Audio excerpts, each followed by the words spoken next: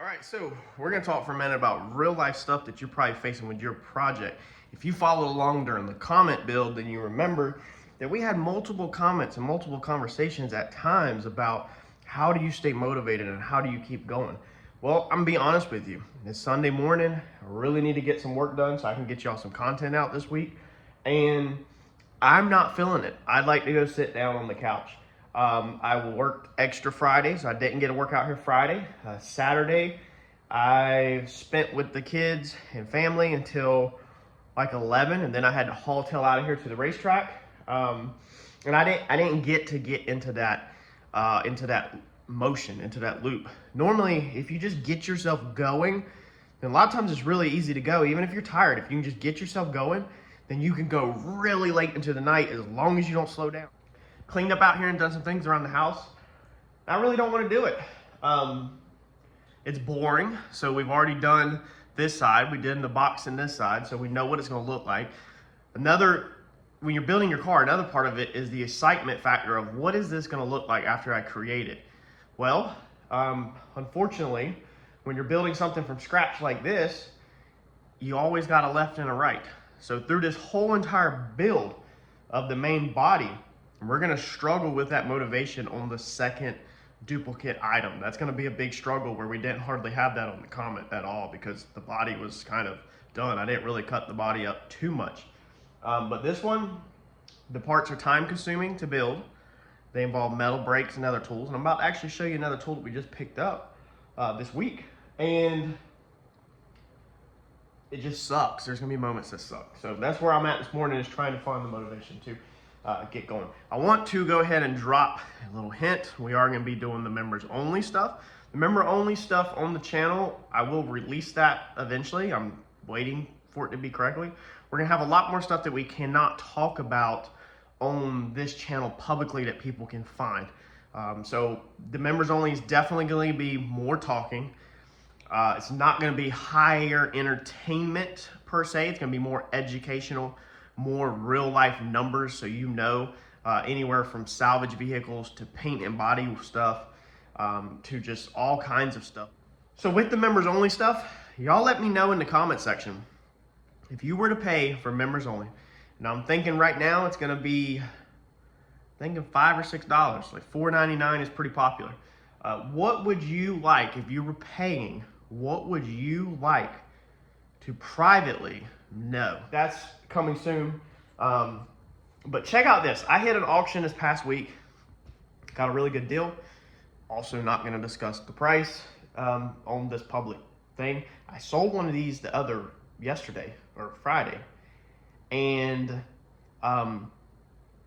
actually selling one paid for all three plus something else. Check this out. So we have an English wheel. The other attachments are here. I have another one in the truck that I think I'm actually gonna gift to Uncle Mike. I don't know which kind he has. I hasn't actually talked to him yet at all. I originally hit Mike up when I was at the auction and asked him if he wanted one. I gave him a price over the phone. I think I told Mike $100, but I hadn't bought them yet. I thought that that's what it was gonna take to buy them. And I ended up being able to actually sell one of these fully assembled. These bolts are wrong. I don't have the bolts for this. So the way this auction works is sometimes there's parts missing or stuff. So the bolts were missing out of this one, but the one I sold yesterday had everything, all the nuts, all the bolts, everything put together, everything good to go. And I was able to sell that one to cover all three English wheels that I purchased. Plus I bought my daughter a RC excavator. I paid $50 or $60 for the excavator alone, RC one. And it's regular, I think like $250 online. So really nice little toy for her. But I sold one of these. I bought three on purpose because you can buy, like if you win one, let's say for $20 or $100, and there's 5 available, you can take all that you want for that same price. So it's a killer deal. I went ahead and snagged 3 out of the 5. I wasn't willing to gamble all 5. I should have. I regret it now, kind of. But I was able to sell one to pay for the whole entire trip. So all 3 English wheels plus the RC excavator. So now everything I got is free. I don't have no money and everything. Another little secret that we're going to be going on Remembers Only is how stuff like that works in life, including getting vehicles sometimes for free.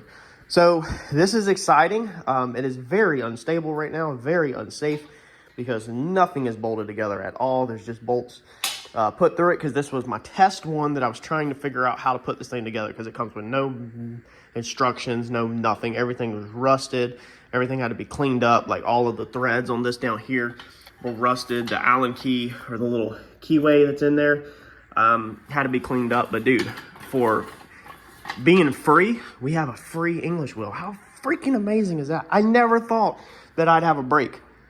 And then I never thought I'd have an English wheel. Like, I didn't even know. I wanted, but I didn't know how that would look, because I'm limited space in here and obviously limited funds. And when you look up the desktop, the bench top English wheels, they're like 15 inches. This one is, I think, 23-ish from the center of the wheel to the arm. So like 15 inches for just this piece that you put in like a vise. Dude, you're paying like $100 or over 100. The ones with the stand, they're easily $300, $400, $500, $600, $700 and into the thousands. So to have one for free is amazing. A couple things that don't fit quite right that have to be modified and tinkered with that I'm not going to necessarily bore you with. But very excited that we have an English one. Now I just have to learn how to use it. I'm subscribed to a lot of good people on YouTube that do metal work. So I just got to use it, go get there, learn and use it hands-on. This rack hangs up on the side for the pieces to sit in. And once we get bolts and clamp it down, it's actually pretty decently stable. But I think I'm going to try to get some big, heavy steel plate, maybe from the metal yard over there, so that I can weld the feet to give it a little bit more down low stability or whatever. So that's pretty exciting. Yeah, we'll see if we can make some progress. I just wanted to hit on a couple of them topics with y'all. I literally haven't messed with this thing at all, because I don't mess with it during the weekdays. I'm just dreading it. I'm really tempted to go back inside and sit on the couch, believe it or not. I'm clean. I've swept the floor up. And when you start getting down here on the floor and cutting, you just get so dirty so fast. And you just get sucked in so fast that sometimes it sucks. I want to move on to something else more exciting. But this is part of building, is you got to do lefts and you got to do rights before you can move on. Once we get this one simple side built out, then we'll probably be able to move on to the floor structure. All right, so I decided to put this thing together instead of working on the car, kind of clean up. Had to run to the store. They put a brand new Tractor Supply right at the end of my road. It is literally 2 minutes up the road. It is freaking phenomenal. So I went and got all the correct bolts, and then I actually took my piece. So they had it bolted up here. The one I sold, I bolted it up here like it's supposed to be.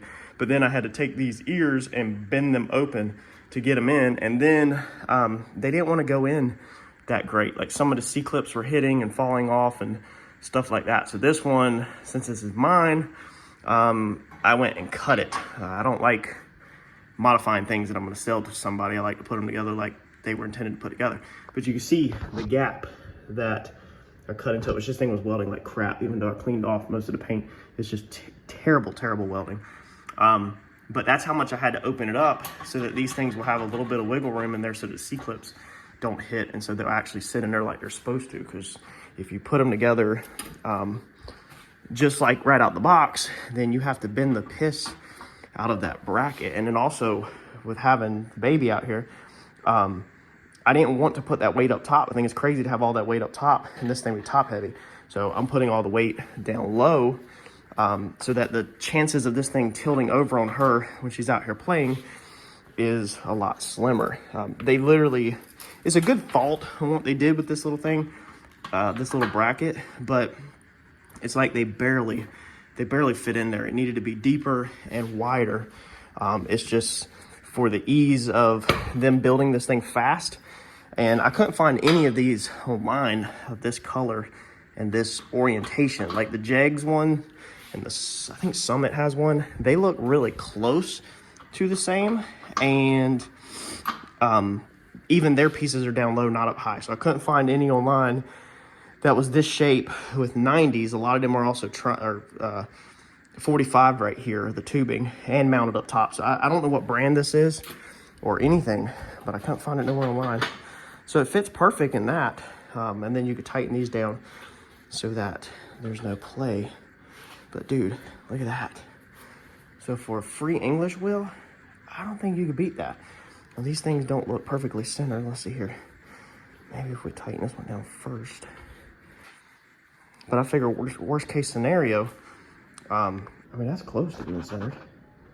Worst case scenario, if I want to modify this or cut it, I can. And literally, if I ever wanted it to be deeper, I could cut through all 3 of these, sleeve it with tubing, make it wider, and I should be good to go.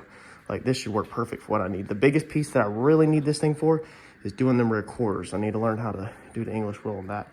So I think that's a win in my book. A free English wheel, modified. I should have spray painted it before I put it together, but I think that's a win. I'm about to shoot over to Uncle Mike's house and see if he wants one for free. Oh yeah, it's a lot stabler now. It goes right back. Like, it's not like it wants to tilt. But I know if you yank around on it too much, then we're gonna wanna pop out. But if I put that on a metal flat plate that's really thick, and then this thing would be freaking gold. Let's turn the welder off. So, good Sunday project.